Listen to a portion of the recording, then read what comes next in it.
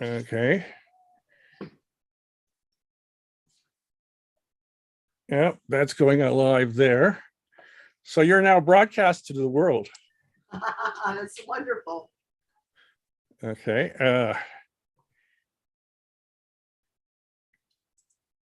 I'm going to mute until it's time for me to talk. Okay. Yeah, I'll be at the beginning. So. Yeah. Yeah. Oh no, where's security?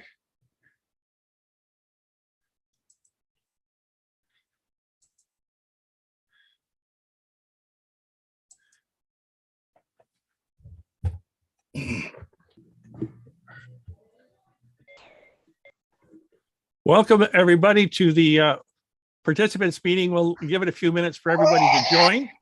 Reserved in advance for a little birthday party or something like that. I would request that actually get used as much. I would request everybody go on mute. They can't be assured that they can have it. So that's Go just on something mute. to think about. Yeah. And Absolutely, but if we want to go down the path, then let's open up the patio for reservations, because we tell a lot of. Okay. We'll just give it another minute for people to join. Birthday party for a table. Join. Yeah, everybody, I suggest everybody go Is that on a mute. policy or just being reality? As far as I understand, they have never had.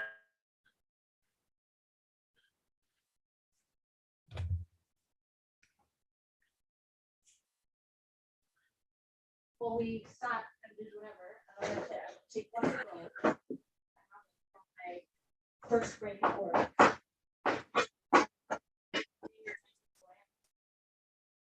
We're recording this, and again, please, everybody go on mute so we don't get any extraneous noise that we and communications that we're doing.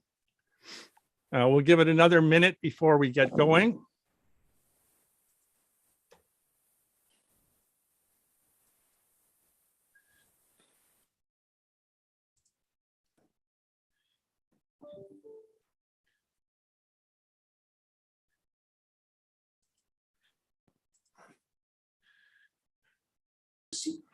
There's a steady flow there. Again, we're getting background news. Could everybody go, please stay on mute?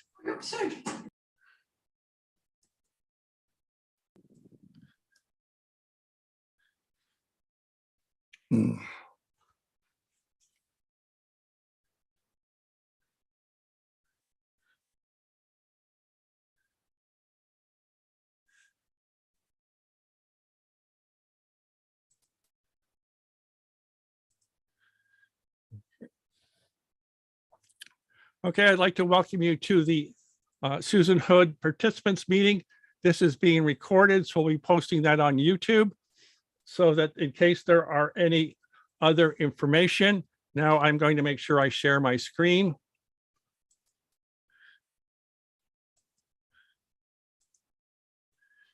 Okay. And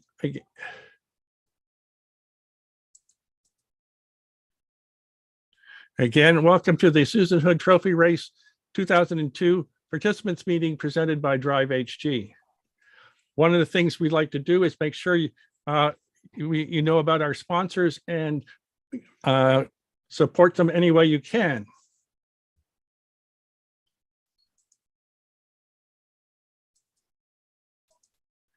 Now I'd like to call on Monica Dodens, the chair of LOOR, for a few remarks. Hi, everyone. I'll be back. Hi, everyone. Has Rick been able to get anywhere on it? Okay, a little bit of somebody's talking in the background, but don't worry about it.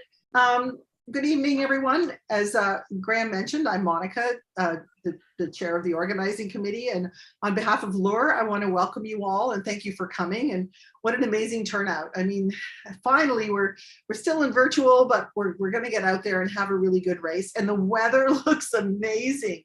I mean, it might change as weather does, but like there's going to be wind and warm through the night. Like, wow, it's not like a Susan Hood at all. But anyway, so it's going to be great.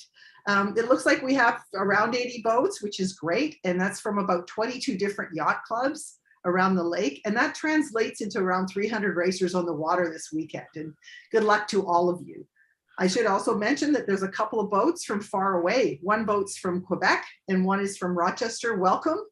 And you deserve accolades for your dedication. In the interest of brevity, I'm not going to introduce the organizing committee. I'm going to save that for the 300. And I know a lot of you will be doing that. I just want you to pick up one of the LOOR guides. So all the ambassadors are getting these guides. They just came out, they just got printed last week. And hopefully the ambassadors for your yacht club are picking them up and delivering them to you. And so you pick one up and you can see our faces in the front. All the organizing committee is there.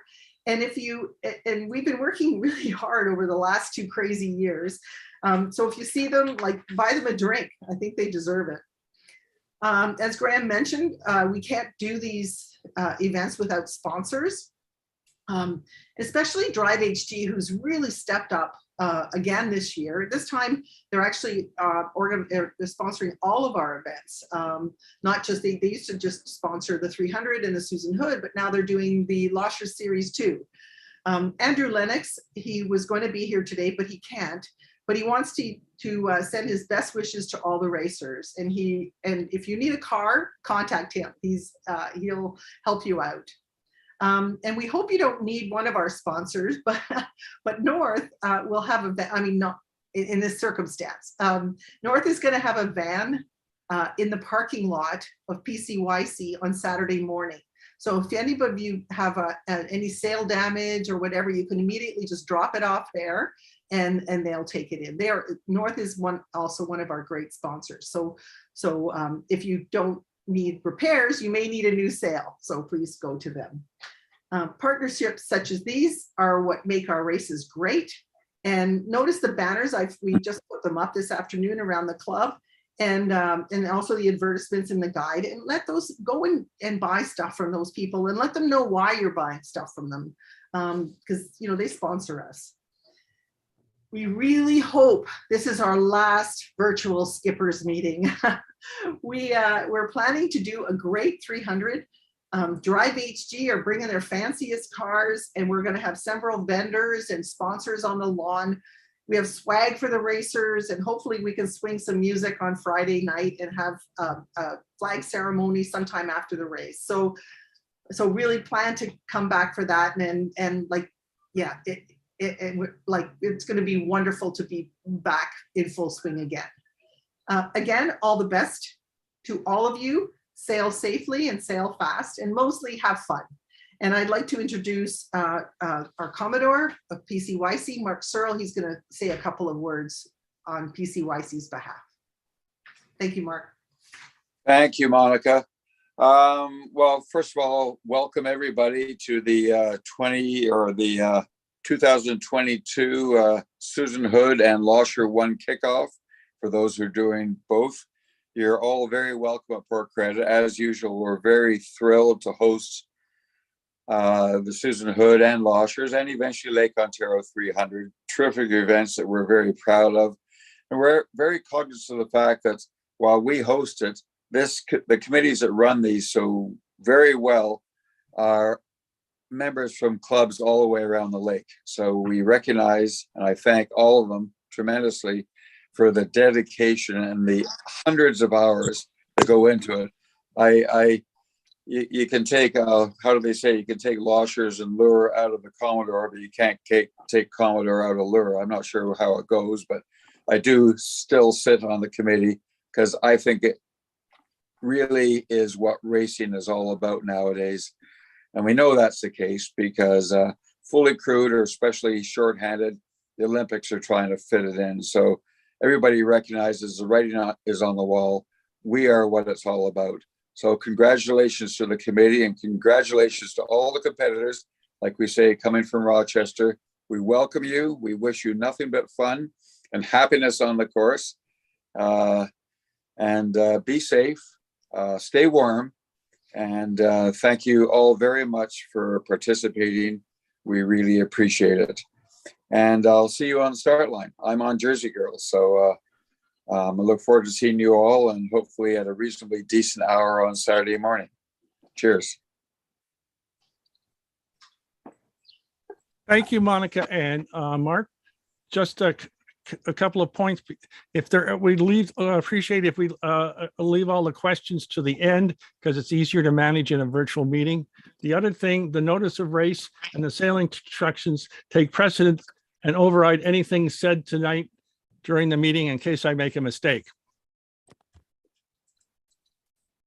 The official documents are up to date. I did post an amendment to the notice of race to make sure that the the Drive HG FOG mark is explicitly included in the notice of race. The SIs have an amendment which have the actual position of the finish mark, and the diagram includes the FOG mark as well.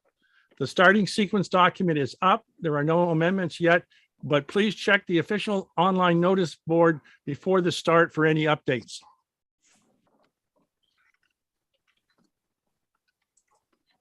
Safety is always important, and the SIs encourage periodic check-ins with families, etc. The fundamental rule, any boat or competitor shall give all possible help to any person or vessel in danger. That's not just competitor, that's anybody on the water. And redress is available for anybody who provides or is standing by, and you can be penalized for not assisting. A couple of things on the racing rules of sailing. Under the racing rules, anything in the notice of race does not have to be repeated in the sailing instructions, and it's not. So all the changes to the racing rules of sailing are not repeated in the SIs. Also, there are additional requirements that are in the notice of race that are not repeated in the SIs. So you need to look at both documents to understand the rules governing the Susan Hood Trophy race. Then there's a couple of experimental rules that are invoked. One is RRS Appendix. You want to extend the turnbuckle more first and see? Please, could everybody stay on mute, please? You don't get too tight. There's people, we're getting background discussions. Please stay on mute. So again, there is the appendix reduced visibility replaces part 2 of the racing rules of sailing between sunset and sunrise. The appendix is available on the website. I also made a note in my credit notes article for June, that you're constantly Please looking stay for on mute. efficiencies, and you.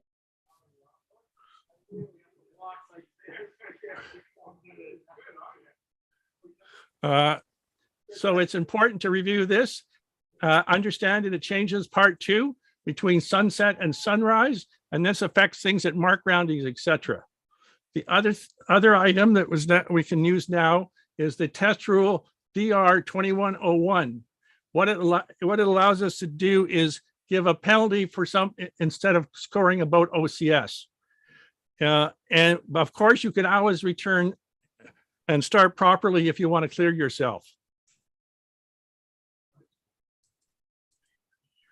Okay, the other thing is that Rule 44.3 applies the scoring penalty.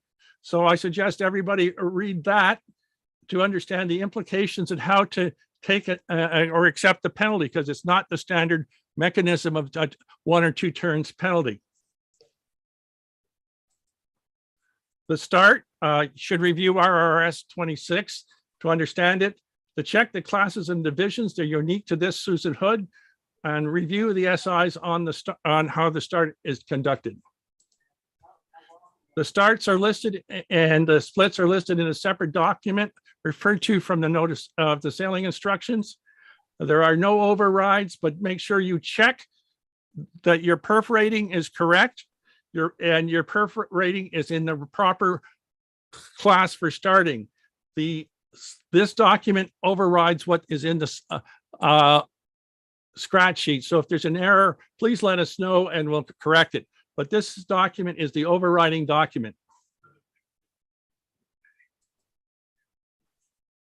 Again, make sure that you've checked that, because there's some cases we've had, they said they're sailing double-handed and they got 4 crew or things like that.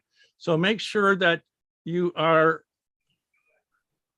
check the scratch sheets and make sure you start and that it matches what's in the starting sequence document. And if there are any errors, please send it to us immediately and we'll correct it.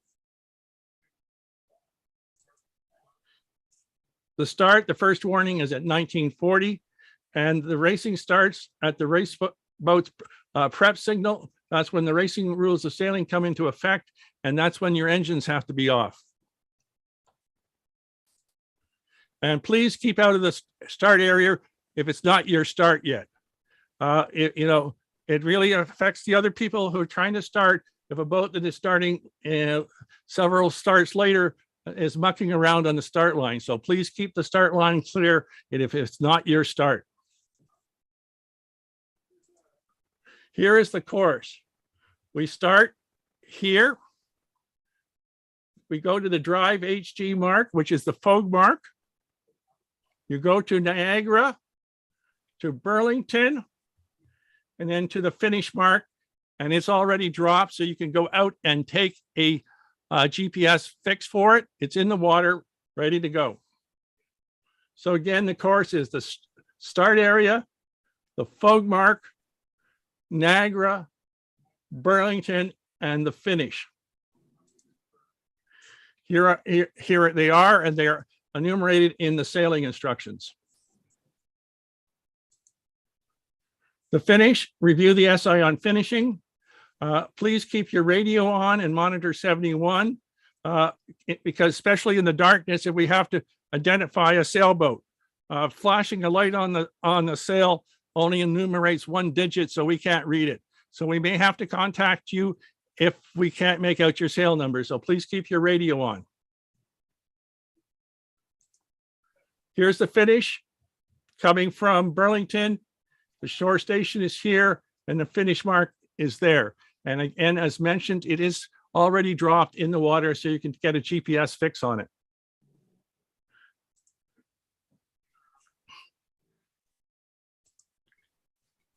Again, monitor 71. And if you, within 90 minutes of finishing, you have to email us about any alternate penalties you're accepting. Remember what we said about the alternate scoring penalty, you have to review that. And then within 2 hours of finishing, if you have to submit any protests or requests for redress by the owner's corner on the race document and registration website.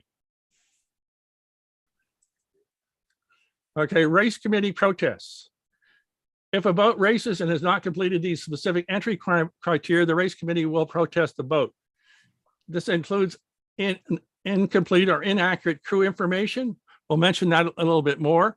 It's important to remember that the skipper, person in charge, is part of the crew, and their information has to be put in there as well.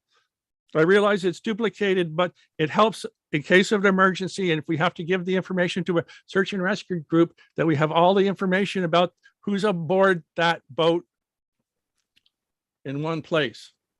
If you haven't submitted your safety document or your crew overboard drill, or you don't have a current rating certificate valid for racing, there's a couple of boats still outstanding that haven't got their perf certificate renewed. Hopefully they can get it done by tomorrow so they can participate and we don't have to protest them. Okay, this is an example of the list of the crew. This was the first sample boat I put in. And I'm remiss because I didn't have the boat, all the crew of 2, but that information has to be accurate and complete because it's a safety concern. What if it's not complete? Let's say you have a person that didn't show up and you didn't update it before the start of the race. If there's an incident, the search and rescue people will be looking for a non-existent person, because we'll tell them there's 5 on board and there were only 4. The other thing is if you don't make sure everybody's on there, and like you have 5 instead of 4, and if 4 are recovered, they may give up and not look for the 5th person. So it's crucial that you have your crew information up to date. It's so crucial that we've put together a little video. It's up on the YouTube site for LOOR Racing, and it shows you how to maintain your crew list. You can do this online right up to the start, because we realize that crew may drop out at the last minute, etc. But it's imperative that you get this information complete and accurate for the number of souls on board for this event. You really don't want to have us have to put your boat name in a protest form and submit it. So we really appreciate if you make sure all these items are addressed so you have a complete entry. Most of the things, except for the perf rating issue, have became about because of fatalities in offshore racing. The incident about looking for the wrong number of people occurred off the west coast of San Francisco. There was a number of fatalities over a period of time, and the Coast Guard got so upset that they stopped offshore racing in the San Francisco area until the clubs cleaned up their act. So these things that we're asking for have come about because there have been fatalities. And we want to make sure we don't have any more fatalities in any of the LOOR events. So please make sure all this information is provided. One of the things you do, and including the crew when they sign the waiver, is they said that they've looked at the concussion information. This is a requirement under Ontario law. So you said that when you've signed up and approved the waiver that you've looked at it. If you, just as a reminder, you can go to the Ontario Sailing website and look at it, because concussions are a serious problem. They can create long-term injury and fatalities, and it's the second concussion when you haven't healed from the first that's the killer.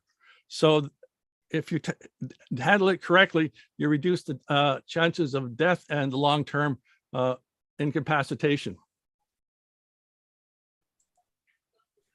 And if you withdraw, please let us know. We want to know if you withdraw and you don't let us know, we're going to be looking for you at the finish. And if we can't find you, that's a concern. We may have to start contacting the Coast Guard. They may look where you are or whatever. So please follow the SIs with regards to withdrawal. It's a matter of safety that we know where you are. You can contact the race committee anytime, 7/24 during the race at that 1-866 number, or at the email address. Or if you're in range, we'll pick you up on channel 71. If you call the 1-866 number, you can leave a message and we get an email copy of it by a WAV file, so we'll get it. So if you have any issues or need to contact us, please do. It's quite simple to do.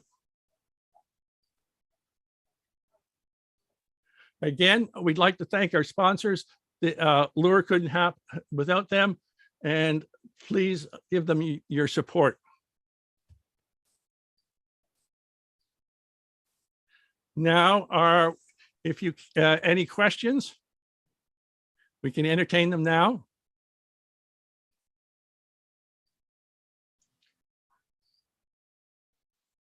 Yes, I do have a question.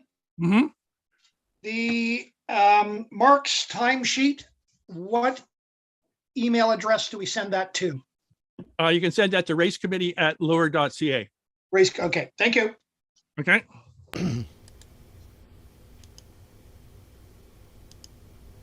For the check-in status, do we have to click anything, or like if our website thing is still red, is that okay if everything else is green, or do we have to do anything special to complete if it says check, if everything else is green and not check-in, and you updated your skipper's information, submitted the 2 documents, the crew overboard and the safety document, you're good to go. Okay, so it's normal for it to be red. Yeah, it may not be. I'll update it until tomorrow. So okay. Yes. Graham, would you please repeat where the start sequence can be found?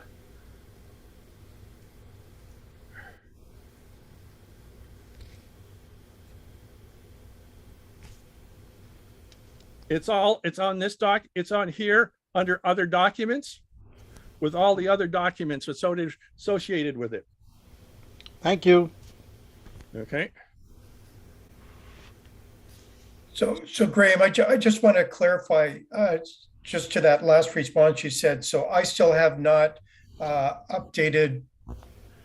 I'm just going to that screen. So I've submitted everything, but it still says on mine, not checked in yet. Yeah, so that may be a lapse. So if you've done everything, don't and it's still red, don't worry about it as long as you've got a confirmation that you've submitted everything. Yep, okay, thanks. Graham, for someone who's doing this for the first time, Mhm. the whole multi-hole checklist form for the regulation category 3, do I submit that or just keep it handy? There's a form that says that not that you don't have to support the checklist. You just have to support the safety document. Okay. Certificate. Okay. Yeah. Thank you.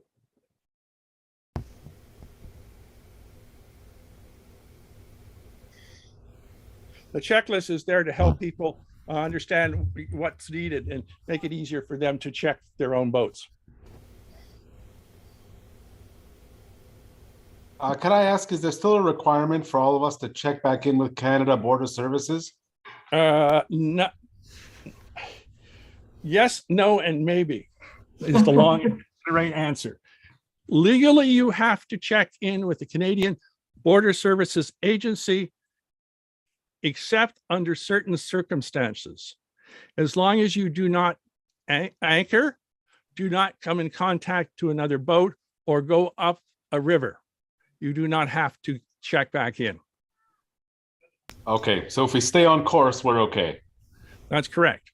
Thank you. But if you got stopped by the cops, which has happened before in the U.S. waters, then you should have to contact them. Got it. Just for reference, I called them and found out that one of the best things to do if you can is actually bring your passport, because if you do get stopped, or certainly you have a problem, have to hit the U.S. side, Youngstown or something, then you should take your passport with you. That's absolutely true. In case of an emergency and you have to go into U.S. waters, having your passport for all your crew is a good idea. Are there any rules related to COVID going across the border and back? Is there, if you did have to go in for any reason? That I'm not sure. Whatever rules are in effect would apply. So okay, you need if you have your vaccination, you should carry your certificates and all the rest of it. Okay, thank you.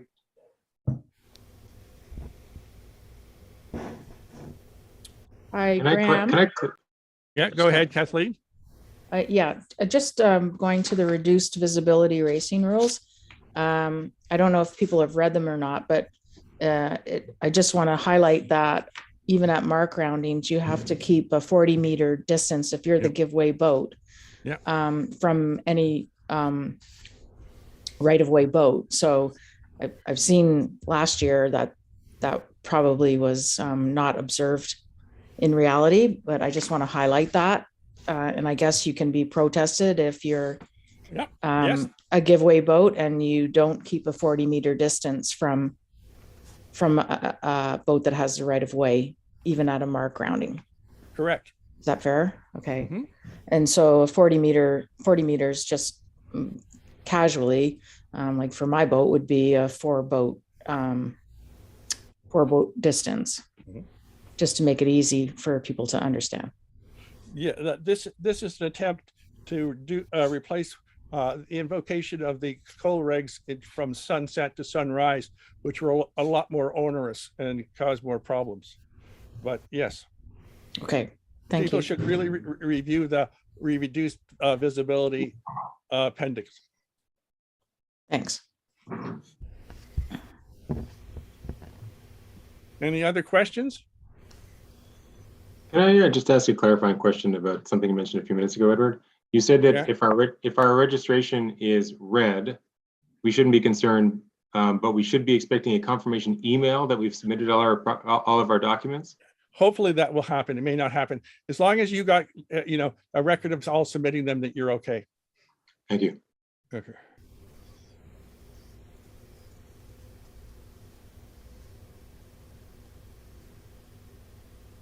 Any other questions? Will there be a weather briefing tomorrow? No.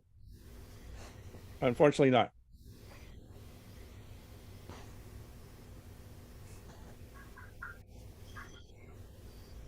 I'm just going to say, hey, Monica, 10 degrees is not warm. That's still a cool race.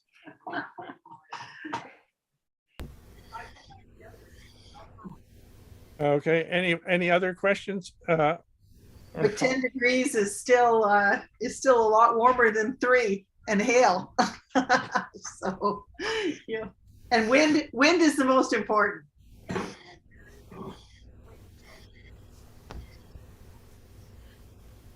Hey, Okay. no question, but thanks very much for getting this together this year. I think it's going to be a great season, and we're really looking forward to it. Okay, thank you. Thank you. We're pretty happy ourselves. Anything else anybody has wants to bring up or has a question on?